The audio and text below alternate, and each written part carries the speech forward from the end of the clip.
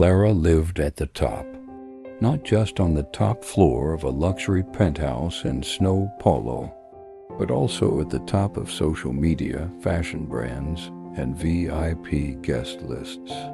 She had millions of followers who idolized her, friends who called her Queen, and an entire world revolved around his image. Designer clothes, international travel, cars she didn't even know how to drive but used as backdrops for photos, restaurants where I took more selfies than bites. She smiled, always his eyes, but there was something that no lens could capture.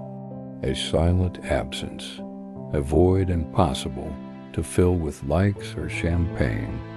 Because despite having everything, Clara didn't have the essentials.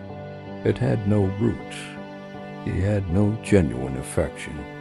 I had no one to share the silence with. Her parents separated when she was still a child. The mother died shortly after, and the father, a successful businessman, preferred to deal with his pain by immersing himself in meetings and spreadsheets, forgetting who was crying alone in the next room. That's how Clara grew up, surrounded by everything except love, with money in hand, but need in the chest. The only one who still tried to maintain a bond with her was Donna Aurea, her maternal grandmother, a simple woman from the countryside who wrote letters by hand and sent homemade sweets by mail. But Clara rarely responded. I thought it was all tacky, old-fashioned, out of context. The truth, Clara was ashamed of her grandmother, but he denied precisely the only part of it that was true. And then, like a castle made of glass, everything began to crumble. What no one saw behind the perfectly edited stories was the tension that was growing behind the scenes of his life. The empire built by his father was sinking into debt, accusations, and scandals. And like a domino, everything that supported Clara's false stability came crashing down. The card was declined, the car was seized, the penthouse was auctioned, and the friends, they disappeared like smoke. The messages stopped, the proposals disappeared. Even the fans started to mock the fall. Clara, for the first time, felt the bitter taste of unfiltered loneliness. No makeup, no audience. There was no one, except a memory. Donna Aurea, that lady with wrinkled hands and a huge heart, the only one who never gave up on her, the only one that was always there, even when ignored. And it was with swollen eyes, shattered pride, and a backpack on her back that Clara boarded an intercity bus, with no defined destination, except the one that the heart, silently, always knew where it was. The road seemed longer than it was, maybe because it was the first trip Clara had taken without a camera, without an outfit, without expectations. It was just her fear, and a cruel doubt. Will she still accept me? The bus stopped at a modest bus station where time seemed to pass slowly. The sky was gray, and a light rain was beginning to fall down with hesitant steps, taking a deep breath. The cell phone was dead. There were no taxis, and everything around seemed too small for someone who had lived for years in a bubble of excess. She walked through the narrow streets, trying to remember the path of her childhood. The trees, the broken sidewalks, the smells, everything looked the same, except her. And then, as he turned the corner, he saw the house, small, with worn paint and a creaky gate, but with the same flower in the fore's window pot, the same yellow light on in the late afternoon. Clara approached, her heart racing. He knocked on the door, his knuckles trembling. For a few seconds, nothing. Time has stopped. Until the door opened, and there she was, Donna Aurea, older, more fragile, but with the same sparkle in his eyes as always. She didn't say anything. He just looked at Clara tenderly, and he hugged her without asking what happened. No charge. Without judging, come back, just hug, and it was there, as if to say, in that silent embrace, one day Clara you understood. She hadn't lost everything. She had only lost what had never truly been hers: status, appearance, ego. But there, back at Grandma's house in the warmth of a simple and true home, she was beginning to rediscover what she had tried to bury her entire life: love, humility, the truth, and the value of family. And little did Clara know that the greatest revelations of his life were yet to come. Clara was 26 years. She was beautiful, charismatic, a successful influencer. Their days began with imported coffee served on gold trays and ended with behind-the-scenes stories from exclusive events. He lived in luxurious penthouses, wore clothes that cost more than minimum wage, and took rides on private jets as if they were taxes. But behind the impeccable filters and practiced smiles, there was a spoiled young woman, and deeply disconnected from what was once real. His childhood was marked by absence too soon. The father threw himself into business as an escape from the pain. Clara grew up being raised by nannies, drivers, and the limits of the black card. Everything she knew about affection was shallow, quick, and disposable. He learned to live by appearances, and over time to believe in them too. But there was one exception, an outlier, a name she avoided but which never forgot her: Donna Aurea, the maternal grandmother. A simple woman with calloused hands, someone who still sent long messages with "daughter" at the beginning and "God bless you" at the end. She didn't send pics, I sent prayers. He sent affection, I sent my best wishes. But Clara ignored it. He thought his grandmother was square, too country. It didn't match your feed. It didn't fit into their stories. He barely responded. He never visited. Over time, the "good morning, my love" turned into silence. Not because Donna Aurea gave up, but because I knew that love it is expected. Be. And then fate did what Clara never had the courage to do. He threw it back on the ground. No warning, no anesthesia. It all started with a scandal involving the father's name. Fraud, corruption, embezzlement. Headlines popped. The partners disappeared. Justice came knocking. And what once seemed armored fell like a house of cards. In a matter of weeks, Clara lost everything. The money, the house, the invitations. But she was in control. And when that happens, there are only two options left. The illusion, or you sank, or learned to swim with your soul. She, by instinct, chose to survive. No money, no direction, no friends, not knowing who to turn to. She remembered the only person who never charged her, never turned his back, never asked for anything in return. Donna Aurea, with a backpack on her back and her pride shattered, Clara boarded a regular bus, the first one of her life. No first class, Wi-Fi, no dressing. The journey was long, not because of the distance, but by weight. Every kilometer felt like a memory, a guilt, an accumulated shame. Upon arriving in the small town where her grandmother lived, time seemed to have stopped. The streets had the same smell of childhood. The trees, the rooftops, the street dogs. Everything looked the same, except Clara. She was not the same anymore, and deep down I knew it was never all it seemed. That was his first appearance in front of the house's rusty gate. He hesitated. Would it be received? Was there still room for her there? It hit and waited. The door creaked slowly, and in the doorway the grandmother appeared, older, more fragile, but with the same look of tenderness. Donna Aurea didn't ask anything. He didn't demand an explanation. He just opened his arms and hugged. Clara cried. For the first time in a long time, not because I lost everything, but for finally having found it again. What Clara didn't really matter yet.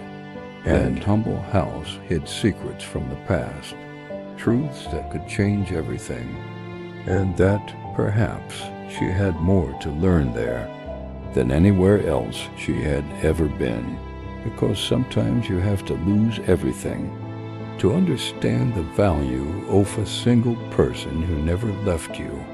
And you? Would you recognize someone's worth before you lost them? In just 3 months, everything fell apart. First, it was a discreet news on the internet. Then came the headlines, accusations, money laundering, fraud in public contracts.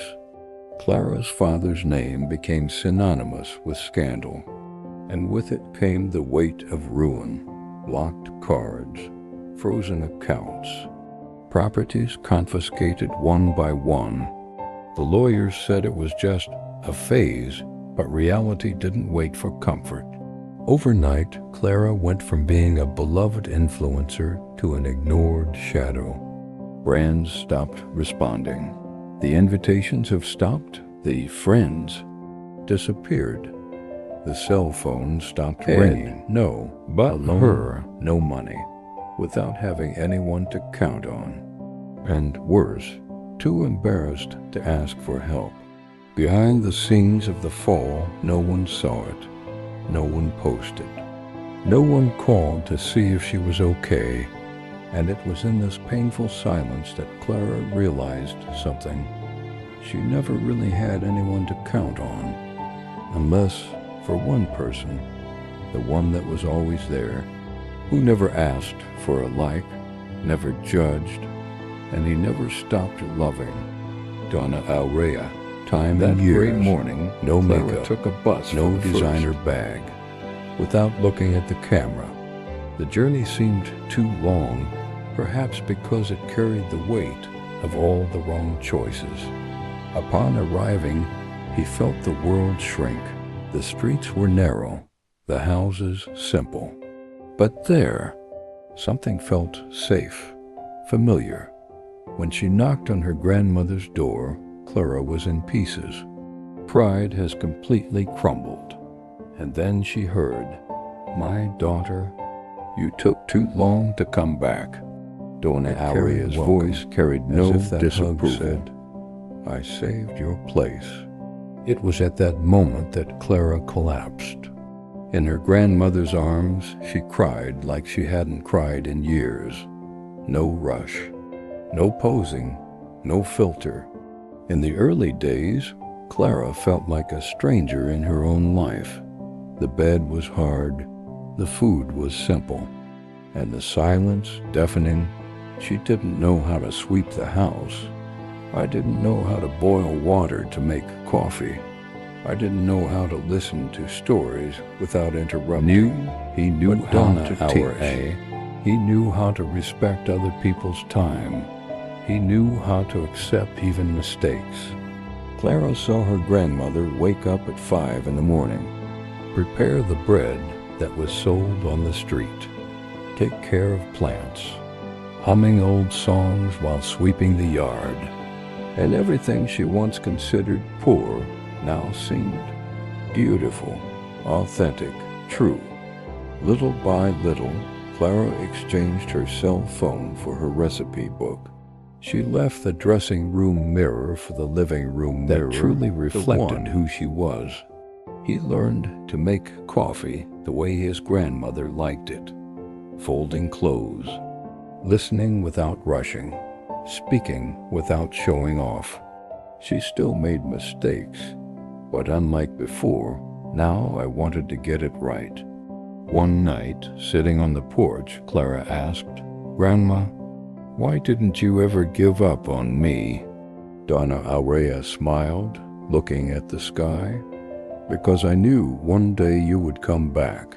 And love, daughter, love waits, always waits." And a hug at the sentence came like a punch. Clara realized that even though she had everything, she never had that. There was never anyone who really waited for her.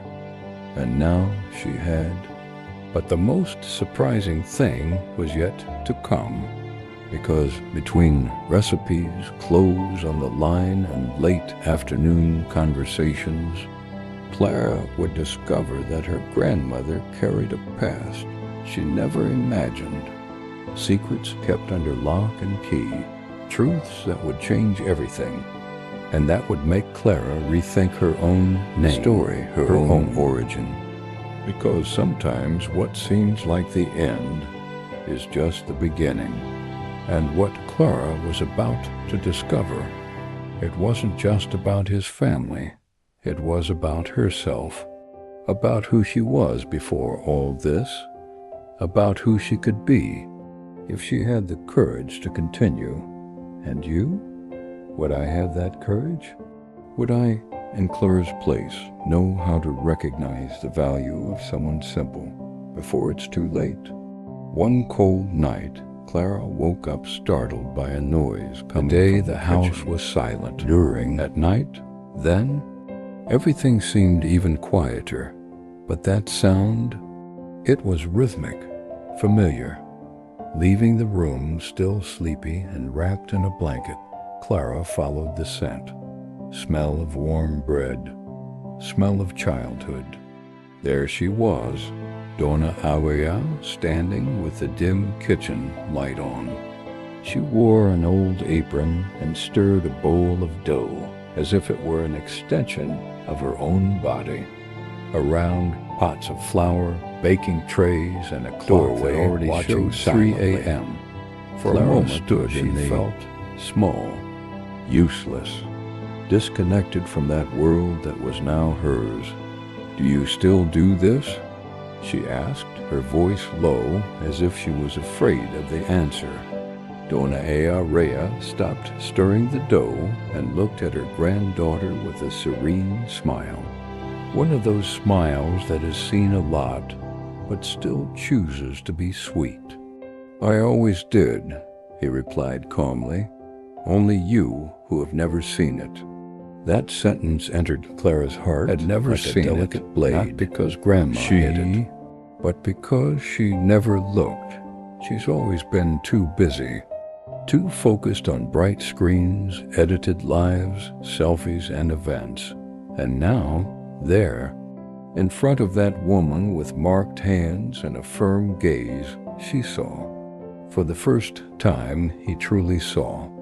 The woman who supported 3 generations with dignity, who sold bread, washed clothes, took care of her grandson, cooked for neighbors, comforted grieving mothers, sewed for others. And yet he never complained, even with little, never lacked love.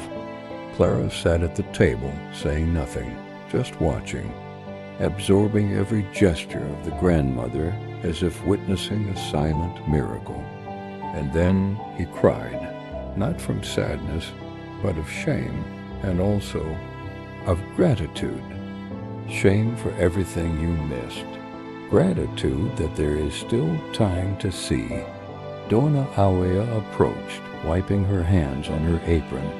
He placed a cup of tea in front of his granddaughter, and he sat down beside her. Who knows the time? "Daughter, life isn't just what we show others. It's what we live when no one's looking. It is in silence, in routine, that we learn who we really are." Clara just nodded. The throat is blocked, the chest tight. "I was so blind, Grandma, you tried so hard to show me. And I was too busy being someone I don't even know if I was." And Donna Aurea smiled again, this time with teary eyes. "But now you see, and that is already a lot. Something In the inside days that Clara followed changed. subtly but definitively. She started waking up early, helping with household chores, accompanying her grandmother in making bread, listening to the stories of the neighbors who came to buy delicacies, understanding the value of simplicity and the greatness that lies within it. And most importantly, it started to build one's own identity, no longer based on status, followers, or brands, but in real values. He started writing down recipes in his grandmother's, making notes about family history, asking about her mother's childhood, about the past she never wanted to hear. And that's when everything started to change again. Because the closer Clara got, the more she discovered that there was a lot she didn't know. One afternoon, while organizing a forgotten drawer, Clara found a wooden box. It was old, covered in a hand-embroidered cloth. Inside it there were letters, yellowed photos, old receipts, and among the papers, a sealed envelope, his name written in shaky handwriting. For Clara, when you're ready to know the truth. Her heart raced. It was his mother's handwriting. His hands were shaking as he opened the envelope. Inside was a long letter, and its contents would change everything Clara thought she knew about her life. But before continuing reading, Donna Awea appeared at the bedroom door. It was silent for a few seconds, and seeing the box open, he simply said, "If you've made it this far, it's because you're ready. But know this, daughter, the truth sometimes hurts, and it also sets you free." Clara looked at her grandmother. For the first time, he felt like he was about to face the real world. Not the digital world of appearances, but the raw story of your own existence. The letter revealed secrets that had been kept for decades. Details about the mother's life, about choices made in silence, about absences she never understood. And more than anything, a Buddha named Clara never expected to read. Again, a name that would awaken memories, doubts, and a new journey. Because in that envelope, Clara didn't just meet the woman who was her mother. She discovered who she herself was, or rather, how could be. And you? How many times have you failed to see what was always there by your side? How many times have you ignored the simple gestures of those who love you most? Are you looking or just skimming through life? Clara's story is far from over.